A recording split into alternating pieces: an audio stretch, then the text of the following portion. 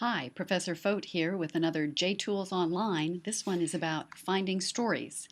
In this unit, we'll talk about keeping up with the news, how to set the news to come to you, looking ahead on the calendar, and listening to the buzz online as ways to find stories using online tools.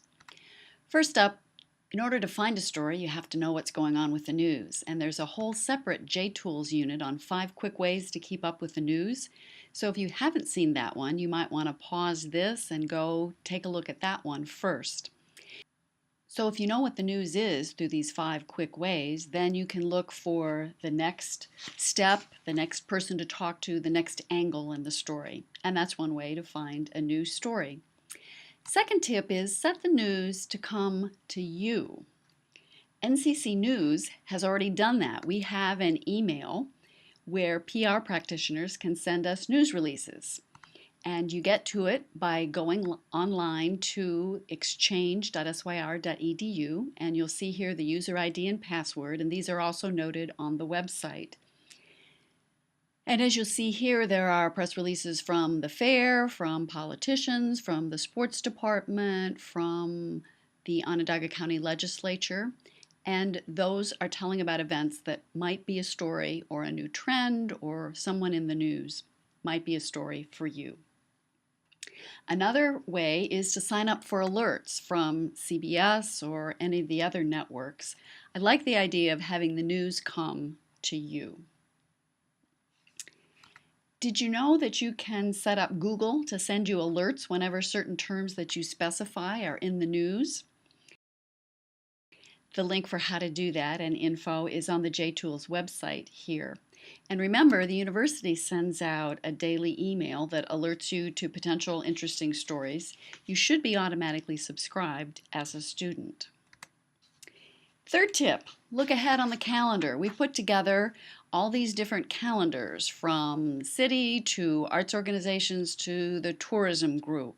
And by looking at what's coming up, you might find something there, either an event that's a story or that there's a story behind the scenes or behind an event. You can come back to any of these calendar links on the J-Tools website when you're hunting for stories. And while we're talking about calendars, Zap-A-Day is a world calendar, and here you can find some national or world events that you can localize. Here's an example. Hillary Clinton's book was coming out this day, and here's the full story on that.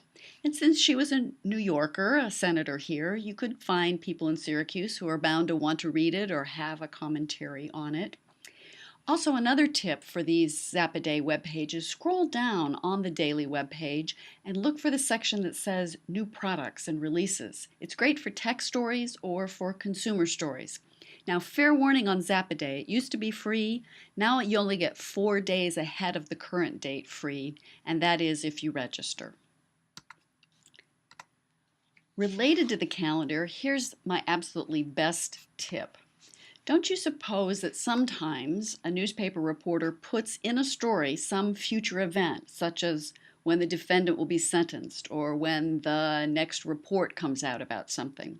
So why not search the Syracuse newspaper archives for a specific date and see if weeks before one reporter might have noted that date in a story?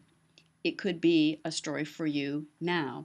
So you'd go to the Syracuse Library's website and then to the Syracuse Newspapers database. The handout on this J-Tools website gives you the full how-tos. And remember, for AP dates, you have to have the right style for the months.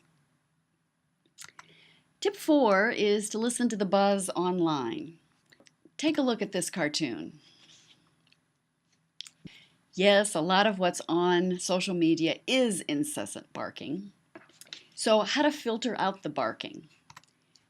If you go to twitter.com's advanced search, at least for Twitter, you can filter by a certain place, or you can filter by certain keywords, or people, or dates. For example, sports journalists check out what people from right around here might be saying when they use the hashtag OrangeNation, or find what people are saying about one of the SU coaches within 50 miles of Syracuse.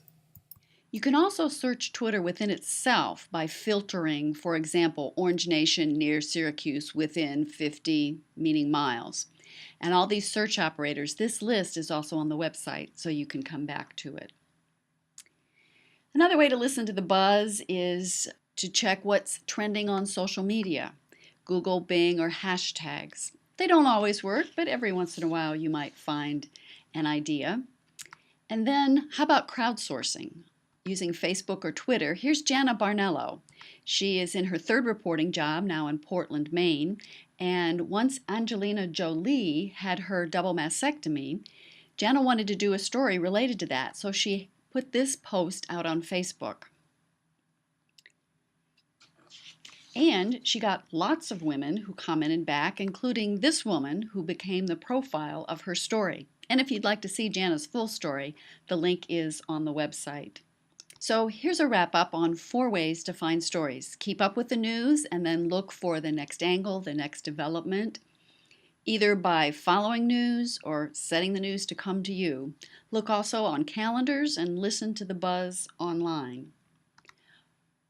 But let me tell you, online is always not the best way to find stories. It's just a portion of the ways, and I'm sure your other professors are likely telling you the best way to find stories is to get out there, talk to people, walk around, look, see what you see, ask folks questions face to face.